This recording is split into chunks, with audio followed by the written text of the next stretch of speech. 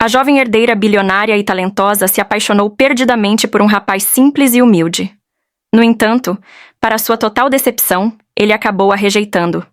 Tudo o que ele queria, na verdade, era um passaporte. Incrédula, Yinglan viu Dong-je se ajoelhar diante do presidente do Congresso, implorando sinceramente para ser aceito sob sua tutela. Ele sabia que só com o apoio daquele homem poderoso conseguiria finalmente vingar a morte do pai. Por isso, aceitou sem hesitar a exigência de nunca mais se envolver com Yinglan e passou a trabalhar ao lado dele. Yinglan, sem saber do passado sombrio de Dong-je, não conseguia entender por que ele preferia esconder seus sentimentos e se rebaixar ao ponto de virar servo do pai dela. Decidida, correu atrás dele e o confrontou, dizendo que poderia ajudá-lo a retornar ao país e reencontrar sua família. Implorou que ele cancelasse o acordo com seu pai. Perguntou se ele não percebia que estava agindo como um simples cão de guarda. Mas Dong-je não hesitou. Disse que ela estava certa. Montou em sua bicicleta e foi embora, deixando Yinglan de coração partido. Furiosa, Yinglan foi até o pai, e pela primeira vez na vida o enfrentou. Gritou, perguntando como ele podia tratar daquele jeito o homem que havia salvado sua vida. Mas o presidente do Congresso não se comoveu. Disse friamente que era justamente por gratidão que havia mantido Dong-je por perto, dando-lhe a chance de crescer ao seu lado, algo que poucos tinham. E avisou, não aceitava o relacionamento dos dois. O único pretendente digno de Yinglan era Mike, um jovem de origem nobre e com futuro brilhante. Mesmo assim, Yinglan não desistiu. Naquela mesma noite, foi até a mansão onde Dong-je estava hospedado com seu pai. Quando o encontrou, disfarçou os sentimentos e o provocou, perguntando como era ser o cachorro da família dela. Em seguida, deu-lhe um tapa no rosto e o chamou de lixo, afirmando que nunca mais olharia para ele.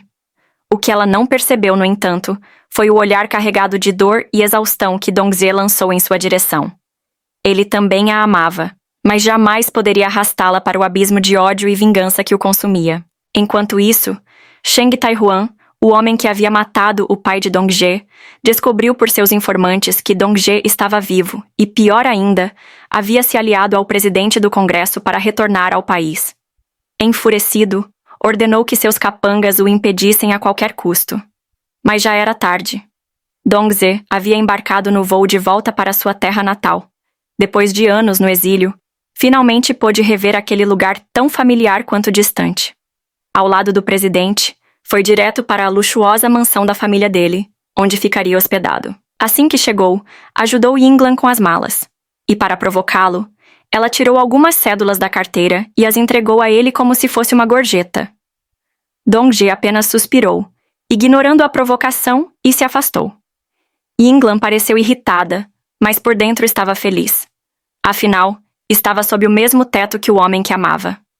Naquele momento, Dong-je ligou para casa, ansioso para contar ao irmão mais novo que havia voltado. Mas quem atendeu foi sua madrasta, informando, desesperada, que Dong-shu tinha sido preso por participar de uma manifestação e estava detido por ordem de Cheng Tai-huan. Desesperado, Dong-je correu até o presidente e implorou por ajuda. O homem não hesitou. Usou suas conexões e garantiu que naquela mesma noite Dong-je estaria com o irmão. O presidente passou a ele um endereço e pediu que esperasse lá. Dong-je foi imediatamente. No escuro da noite, uma SUV preta se aproximou. 3 homens desceram do carro e, sem piedade, jogaram alguém no chão. Dong-je, hesitante, se aproximou, chamando pelo irmão. Do outro lado, ferido e confuso, Dong-shu ouviu aquela voz tão familiar. Mesmo com a visão turva, tentou enxergar melhor e, guiado pela intuição, reconheceu o irmão. Cambaleando, se levantou, ainda sem acreditar. Foi quando o presidente do Congresso chegou e mandou acender os faróis, iluminando a cena.